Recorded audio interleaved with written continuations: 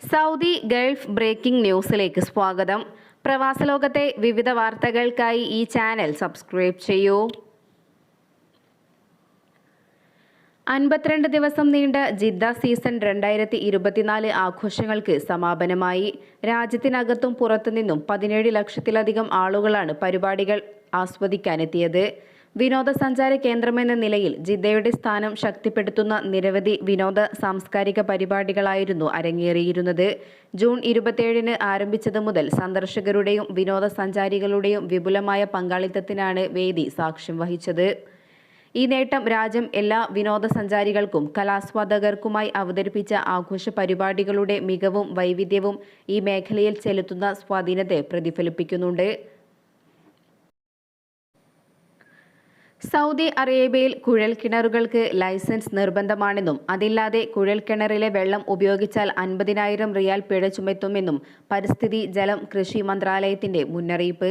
ജല ഉപയോഗ നിയമവും നിർവഹണ ചട്ടങ്ങളും അനുസരിച്ച് ഭൂഗർഭജല സ്രോതസ്സുകൾ ഉപയോഗിക്കുന്നതിനുള്ള ലൈസൻസുകൾ നൽകുന്നതിനും അവയുടെ ലംഘനങ്ങൾ തരംതിരിക്കുന്നതിനുമുള്ള പുതിയ വ്യവസ്ഥകളിലാണ് ഇക്കാര്യം വ്യക്തമാക്കിയിരിക്കുന്നത്. ലൈസൻസില്ലാതെ കുഴൽക്കിണർ കുഴിക്കാനോ നിലവിലുള്ളത് വികസിപ്പിക്കാനോ അതിലുള്ള വെള്ളം ഉപയോഗിക്കുകയോ ചെയ്യുന്നത് നിരോധിച്ചിരിക്കുന്നു. ഭൂഗർഭജല സ്രോതസ്സുകൾ സംരക്ഷിക്കുന്നതിനും അവയുടെ സുസ്ഥിരത ഉറപ്പുവരുത്തുന്നതിനും ഉപയോഗങ്ങൾ നിയന്ത്രിക്കുന്നതിനുമാണ് ലൈസൻസ് ഏർപ്പെടുത്തിയിരിക്കുന്നത്. പുതിയ വ്യവസ്ഥകൾ പ്രസിദ്ധീകരിച്ച തീയതി മുതൽ 1 വർഷത്തിനുള്ളിൽ ഒന്നോ അതിലധികമോ കുഴൽക്കിണറുകളുള്ള എല്ലാവരും ലൈസൻസിനു വേണ്ടി അപേക്ഷിച്ചിരിക്കണം. മന്ത്രാലയത്തിന്റെ വെബ്സൈറ്റിൽ ഇതിനുള്ള സൗകര്യം ഒരുക്കിയിട്ടുണ്ട്. പുതിയ കിണർ കുഴിക്കുകയോ ആഴം കൂട്ടുകയോ പഴയ കിണർ വൃത്തിയാക്കുകയോ ചെയ്യുന്നതിനെല്ലാം ഈ നിയന്ത്രണങ്ങൾ ബാധകമാണ്. കിണർ നിർമ്മാണം, ആഴം കൂട്ടൽ അല്ലെങ്കിൽ വൃത്തിയാക്കൽ എന്നിവ പൂർത്തിയാക്കിയ തീയതി മുതൽ 30 ദിവസത്തിനുള്ളിൽ ഉപയോഗത്തിനുള്ള ലൈസൻസ് നേടിയിരിക്കണം. അല്ലെങ്കിൽ നിലവിലുള്ള ലൈസൻസിൽ ഡാറ്റ അപ്ഡേറ്റ് ചെയ്യാൻ അപേക്ഷിക്കണം. കിണറുള്ള ഒരു വസ്തുവിന്റെ ഉടമസ്ഥാവകാശം കൈമാറ്റം ചെയ്യുമ്പോൾ ഉപയോഗ ലൈസൻസ് കൈമാറുന്നതിനുള്ള വ്യവസ്ഥകളും നിയന്ത്രണങ്ങളും മന്ത്രാലയം വ്യക്തമാക്കിയിട്ടുണ്ട്. ഒമാനിലെ തന്നെ ഏറ്റവും വലിയ ആഘോഷവേദിയായ മസ്കറ്റ് ഫെസ്റ്റിവലിന്റെ പുതിയ എഡിഷൻ മുന്നൊരുക്ക പ്രവർത്തനങ്ങൾ നഗരസഭ ആരംഭിച്ചു. അടുത്ത മാസങ്ങളിലായി അരങ്ങേറുന്ന ഫെസ്റ്റിവലിന്റെ ഭാഗമാകാൻ താൽപ്പര്യമുള്ള കമ്പനികൾ സെപ്റ്റംബർ 3 മുമ്പാണ് ബിഡ് സമർപ്പിക്കേണ്ടത്. താൽപ്പര്യമുള്ള കമ്പനികൾ നിശ്ചിത സമയപരിധിക്കുള്ളിൽ ഈ ടെൻഡറിംഗ് വെബ്സൈറ്റ് വഴി ബിഡ് സമർപ്പിക്കണമെന്ന് നഗരസഭ നിർദ്ദേശം പുറപ്പെടുവിച്ചു.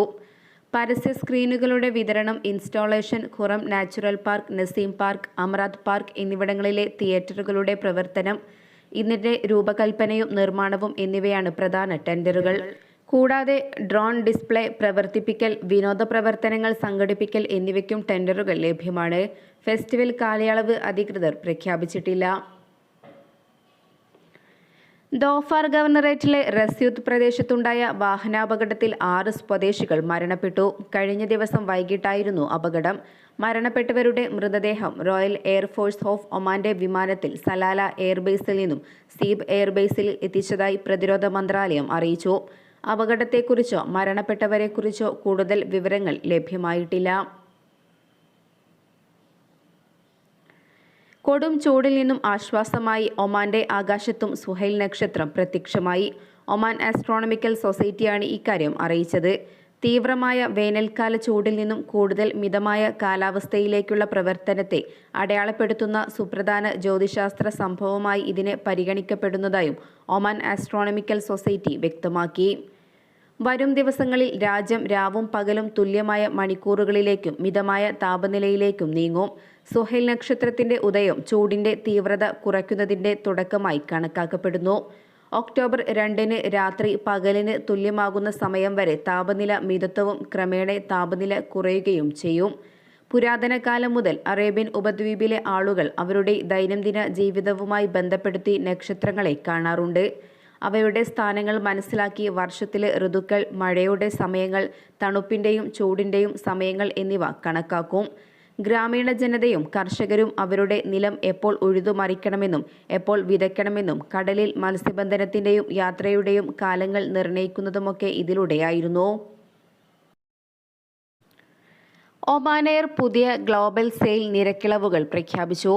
ഒമാനിൽ നിന്നും ലോകത്തിന്റെ വിവിധ നഗരങ്ങളിലേക്കുള്ള ടിക്കറ്റുകൾക്കാണ് ഓഫറുകൾ ഏർപ്പെടുത്തിയിരിക്കുന്നത്. ടിക്കറ്റ് തുകയിൽ 25% വരെ കിഴിവ് ലഭിക്കും. ഇന്നലെ മുതൽ ആരംഭിച്ച ഡിസ്കൗണ്ട് സെയിൽ സെപ്റ്റംബർ 5 വരെ തുടരും. ഈ കാലയളവിൽ ബുക്ക് ചെയ്യുന്ന സെപ്റ്റംബർ 1-നും മാർച്ച് 31-നും ഇടയിലുള്ള ടിക്കറ്റുകൾക്കാണ് ഇളവ് ലഭിക്കുക. 31 റിയാൽ മുതൽ ടിക്കറ്റുകൾ ലഭ്യമാണ്. ബിസിനസ് ക്ലാസ്സിലും എക്കോണമി ക്ലാസ്സിലും ഓഫർ ലഭ്യമാണ്. ആഭ്യന്തര വിമാന സർവീസുകൾക്ക് നിരക്കിളവില്ല. മറ്റ് മാനദണ്ഡങ്ങളും ഏർപ്പെടുത്തിയിട്ടുണ്ട്. ഒമാൻ എയർ വെബ്സൈറ്റ് വഴിയും മൊബൈൽ ആപ്പ് വഴിയും കോൾ സെന്റർ വഴിയും സെയിൽസ് ഓഫീസുകളിൽ നിന്നും അംഗീകൃത ട്രാവൽ ഏജൻസികളിൽ നിന്നും ടിക്കറ്റുകൾ ലഭ്യമാകും. പ്രവാസി മലയാളികൾക്കുൾപ്പെടെ ഏറെ ഗുണകരമാകുന്നതാണ് ഒമാൻ എയറിന്റെ പുതിയ ടിക്കറ്റ് നിരക്കിളവുകൾ. ശൈത്യകാല അവധിക്ക് ഈ കാലയളവിൽ നാട്ടിലേക്ക് പോകാൻ ഉദ്ദേശിക്കുന്നവർക്ക് കുറഞ്ഞ നിരക്കിൽ ടിക്കറ്റ് സ്വന്തമാക്കാം. കേരളത്തിൽ കോഴിക്കോട്, കൊച്ചി, തിരുവനന്തപുരം എന്നിവിടങ്ങളിലേക്ക് ഒമാൻ എയറിന് നിലവിൽ പ്രതിദിന സർവീസുകളുണ്ട്. വടക്കൻ ബാത്തിന ഗവർണറേറ്റിൽ നിർമ്മാണത്തിലിരിക്കുന്ന വീടുകളിൽ നാശനഷ്ടങ്ങൾ വരുത്തുകയും വൈദ്യുതി കേബിളുകൾ മോഷ്ടിക്കുകയും ചെയ്ത സംഭവത്തിൽ 2 പ്രവാസികൾ റോയൽ ഒമാൻ പോലീസ് പിടിയിലായി. സഹം വിലായത്തിലായിരുന്നു സംഭവം റിപ്പോർട്ട് ചെയ്തത്.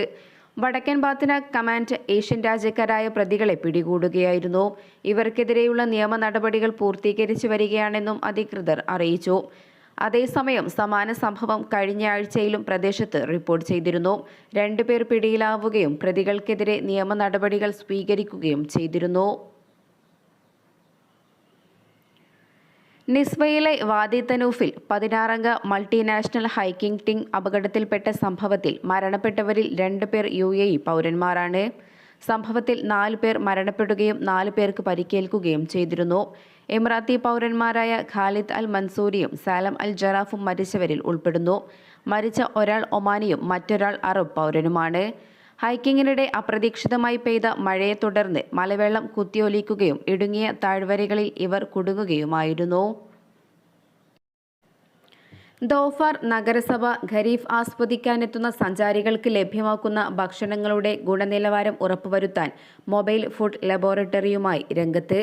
ഇതിനോടകം 300-ൽ പരം ഭക്ഷ്യ പരിശോധനകൾ നടത്തിയതായി ഫുഡ് ലബോറട്ടറീസ് വിഭാഗം ഡയറക്ടർ സലാഹ് ബിൻ സാലിം അൽ അജ്ലി അറിയിച്ചു. വെള്ളവും ഭക്ഷണ സാധനങ്ങളും പരിശോധിച്ച് ഗുണനിലവാരം അറിയാൻ സാധിക്കുന്ന നൂതന സംവിധാനമാണ് ഇതിൽ ഒരുക്കിയിട്ടുള്ളത്. സന്ദർശകരുടെ ക്ഷേമവും ഭക്ഷ്യസുരക്ഷയും ഉറപ്പുവരുത്തുന്നതിന്റെ ഭാഗമായാണ് ഭക്ഷണത്തിന്റെ ഗുണനിലവാരം പരിശോധിക്കുന്നത്. ഭക്ഷ്യവസ്തുക്കളുടെ സാമ്പിളുകൾ സൈറ്റുകളിൽ എത്തിച്ച് വേഗത്തിൽ പരിശോധിക്കാനും അതിവേഗം ഗുണനിലവാരം അറിയാനും സാധിക്കും. ഭക്ഷ്യസുരക്ഷാ മാനദണ്ഡങ്ങൾ ലംഘിച്ചതായി കണ്ടെത്തിയാൽ നിയമ നടപടികൾ സ്വീകരിക്കുമെന്നും ദോഫാർ നഗരസഭ അധികൃതർ പ്രസ്താവനയിൽ അറിയിച്ചു. കഴിഞ്ഞ വർഷവും മൊബൈൽ ലബോറട്ടറി പ്രവർത്തിപ്പിക്കുകയും സഞ്ചാരികൾക്ക് ലഭ്യമാക്കുന്ന ഭക്ഷ്യവസ്തുക്കളുടെ ഗുണനിലവാരം ഉറപ്പുവരുത്തുകയും ചെയ്തിരുന്നു. പ്രതിദിനം ആയിരക്കണക്കിന് സഞ്ചാരികളെത്തുന്ന ഖരീഫ് കാലത്ത് ദോഫാറിന്റെ വ്യത്യസ്ത വിനോദസഞ്ചാര കേന്ദ്രങ്ങളിലാണ് ഭക്ഷണമേളകളും സ്റ്റാളുകളും ഒരുക്കിയിട്ടുള്ളത്. ഇവിടങ്ങളിലെല്ലാം വിതരണം ചെയ്യുന്ന ഭക്ഷണങ്ങളുടെ ഗുണനിലവാരം പരിശോധിക്കുന്നതിന് മൊബൈൽ ലബോറട്ടറികളും ലഭ്യമാണ്.